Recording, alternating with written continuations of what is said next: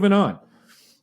The next article that we found that we didn't feel like had gotten enough traction was a phishing scam that occurred in Austin, Texas.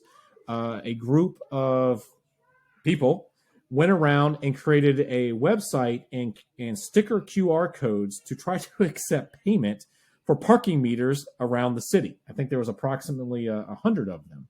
But the city of Austin, they don't have a website to accept payment for parking meters.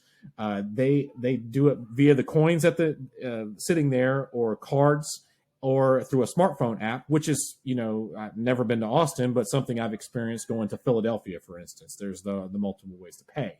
So they stood this whole full up thing to use as kind of a phishing scam. Didn't say how much money they may have found, but the police were reported, had to go around and try to scrape all these QR stickers off of the meters. When you first became aware of this, and for somebody that's actually going to Austin at the time of this recording in a couple weeks, what was the first thing that kind of popped into your head when you heard of this type of scam?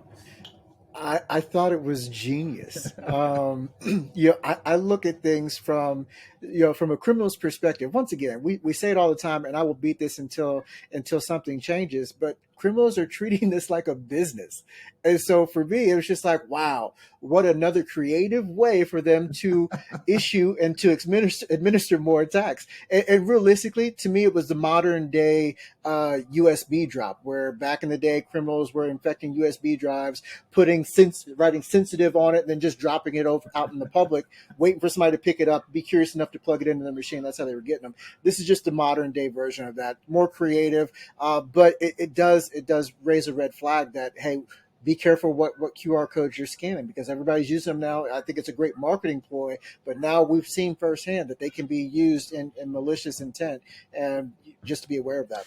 And I wonder, thinking about this, I go to restaurants now that won't even give you a physical menu anymore. Buffalo Wild Wings. I don't know. You're in Columbus. I'm out here in Virginia. I don't even know if you have Buffalo Wild Wings. I don't know how the chain proliferates, but they've got physical menus. But they, for the most part, there is literally a sticker on somewhere on the table or somewhere else, and it's like, hey, do you need the menu? No, I'm good. How hard or how easy would it be to go, sorry, I'm not trying to give anybody any tips or ideas of how to scam Buffalo Wild Wings as I say this.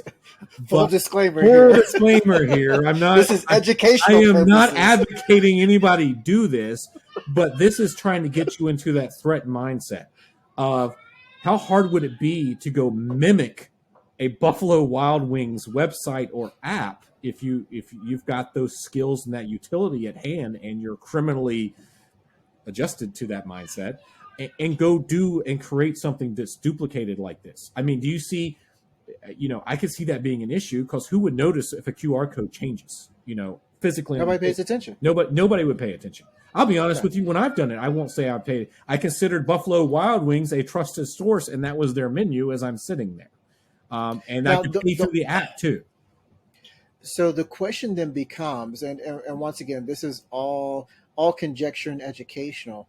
In the article, what the criminals were doing was they spun up a website to where you thought that you were paying for your meter, and so you enter in your credit card information, your payment information, and then they have all this stuff everything that they need to go ahead and clone that card and then go on shopping sprees. And so that's the way in which it was working. The next step, or the evolution to that, would be setting it up to route people to infected websites where it automatically infected their devices.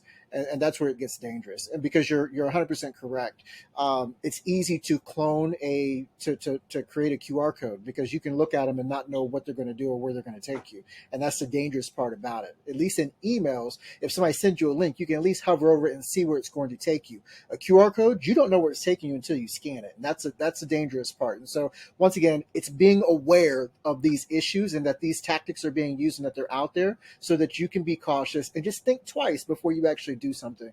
Yeah, no, and I would say, I want to say this was an evolution, and don't hold me to this as far as the ease of which QR codes have kind of proliferated mobile phones. I want to say when they first started coming out, I actually needed to get a separate app on my phone to scan them. It was a very deliberate process. Now it's like man, you just got to whip open the camera. It's baked into that to baked open into this it. stuff. Yeah. So it's much easier that you've got less steps to be conscious of what you're doing. So how big of a deal, like if you're out and around town, and for me, it's gonna after reading this, not even thinking about it really, I'm gonna be looking for, hey, is that QR code kind of imprinted into the overall poster of what's going on there, or does it look like something's just been stuck to Like a something? sticker. Yeah, it's gonna Yeah. look like it's been stuck to something. And that's one thing to look at. I'm more on the extreme saying, you know what, QR codes done. I'm not scared of none of them. Well, here's one part Done. here's one part you disagreed with me on as we were prepping for the show today. I had made the comment. I said, to me, this for what we're used to seeing with your typical scams and ransomware, it's very much people at a distance. You've got somebody sitting somewhere. They're shooting out spam messages, see who they can fake the link. Maybe they're making a phone call with some sort of social engineering thing, like we've seen with gift cards in the past. But I said, okay, setting up a website for this is not a big deal, but you've got to, not as big of a deal, but you got to physically print QR codes. You got to run them around town and hope to not get caught, like, vandalizing city property and things of that nature. I thought that was a lot more work than what I've traditionally seen for parking meters. With what's a transaction on a parking meter? 50 cents, $1? I Well, honestly but it's not. But it's not the transaction that they were after. It's not the $1, $2, or whatever the parking fee was. It was grabbing that credit card information. So this is And so this is now, an upgraded credit card skimmer. 100%, 100%. It's a much bigger play there. Yeah. And as far as deploying it, rolling it out, you can pay some kids $20 to go and snap these stickers on as many things as they can. I mean, I think it's genius. I mean, from a criminal perspective, once again, from a business mind, I think it's genius.